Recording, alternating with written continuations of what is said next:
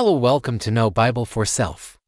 Today we are confronting one of the most sobering and intense narratives in all of Scripture, the story of Sodom and Gomorrah, profound demonstration of sin and divine justice.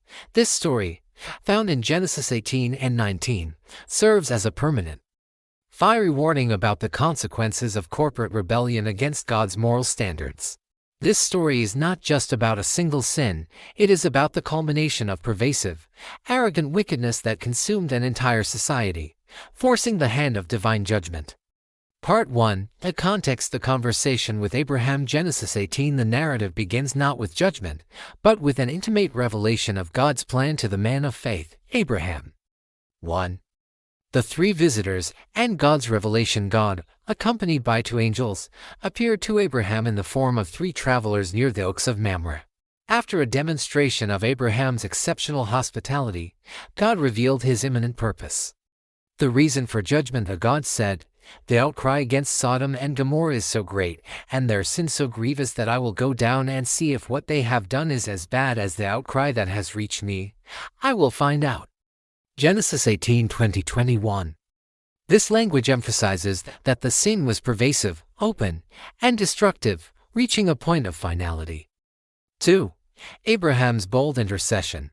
As the two angels departed toward Sodom, Abraham stood before the Lord and engaged in one of the most extraordinary theological debates in the Bible, a display of bold, faith-filled intercession. The bargaining Abraham, knowing his nephew Lot lived in Sodom, challenged God's justice. "Will you indeed sweep away the righteous with the wicked?" Abraham began by asking if God would spare the city for 50 righteous people, lowering the number sequentially to 45, 40, 30, 20, and finally resting at 10. God's patience, at every single step. God agreed to spare the city if that small number of righteous people could be found. The moral lesson here is profound. God's justice is always tempered by astonishing patience and a willingness to forgive based on the presence of even a remnant of righteousness. God did not want to destroy the city, he was searching for a just reason to spare it. The insider secret of this conversation is that it defines God's commitment to justice and mercy perfectly. Part 2. The final test. The sin of Sodom. Genesis 19. The two angels arrived at the gates of Sodom, and the wickedness of the city was immediately and explicitly confirmed. 3. Lot's hospitality and Sodom's inhospitality. Lot, following the tradition of his uncle Abraham, urged the two visitors' angels to stay in his house for the night, recognizing the danger of the city. He prioritized hospitality, which was a sacred duty in the ancient Near East.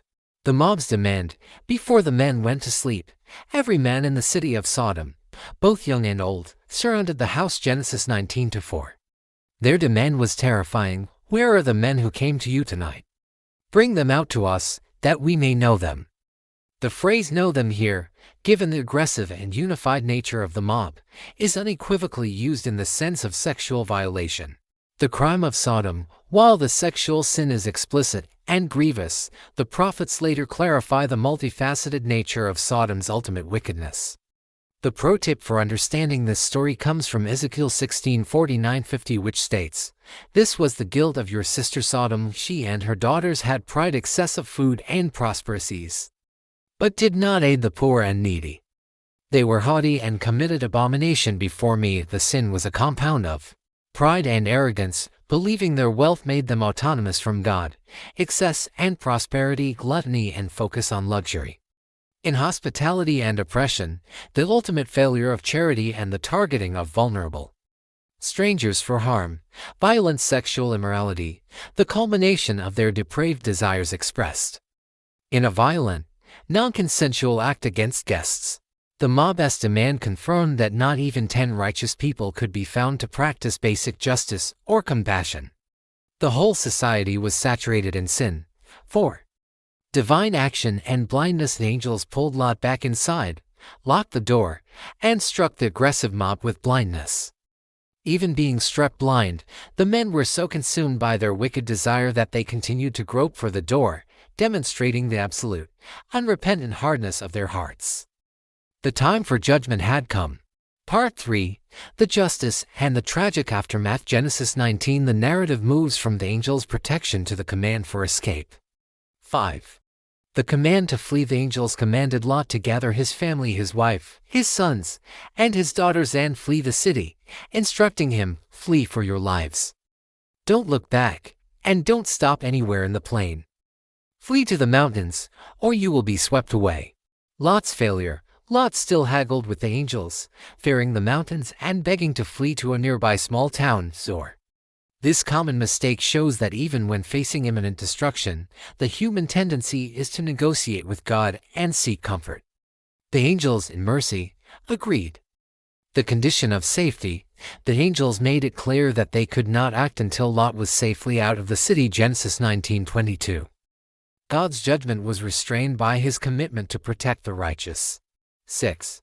The destruction and divine justice. As soon as Lot entered Zoar, God rained down burning sulfur and fire from heaven upon Sodom and Gomorrah, destroying the cities, the entire plain, and all the inhabitants. The destruction was complete and total. The theological justice. This act of judgment was necessary because the pervasive evil represented an intolerable corruption of God's moral order. The moral lesson here is that God's holiness demands a response to unrepentant sin, and his justice is a necessary consequence of his goodness. This is the pro tip for understanding judgment. God's wrath is the pure, holy expression of his love for what is right.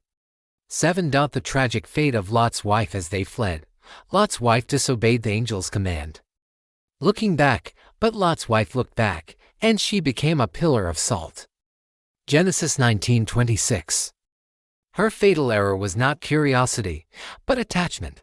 Her heart was still rooted in the sinful life and luxuries she was being rescued from. Jesus later used her as a clear warning, "Remember Lot's wife." Luke 17:32. The moral lesson. The story concludes with the severe warning that redemption requires complete detachment from the sin of the world. You cannot hold on to the past life you are being saved from while running toward the future life you are being saved to. Conclusion. A permanent warning. The story of Sodom and Gomorrah stands as a permanent fixture of warning in Scripture. Referenced repeatedly throughout the Bible, Jude 7 calls it an example of eternal fire. It teaches us that God's justice is certain, but so is his patience. The story highlights the value of the righteous saving Lot for the sake of Abraham, the nature of corporate sin, pride, oppression, and immorality, and the necessity of complete commitment in following the path of salvation. The tragic lesson of Lot's wife. If this deep dive into Sodom and Gomorrah has clarified the nature of sin and God's perfect justice, please hit the like button and subscribe to Know Bible for Self. What city in your life, a habit or attachment do you need to stop looking back at today? Let me know in the comments below. Thank you for watching.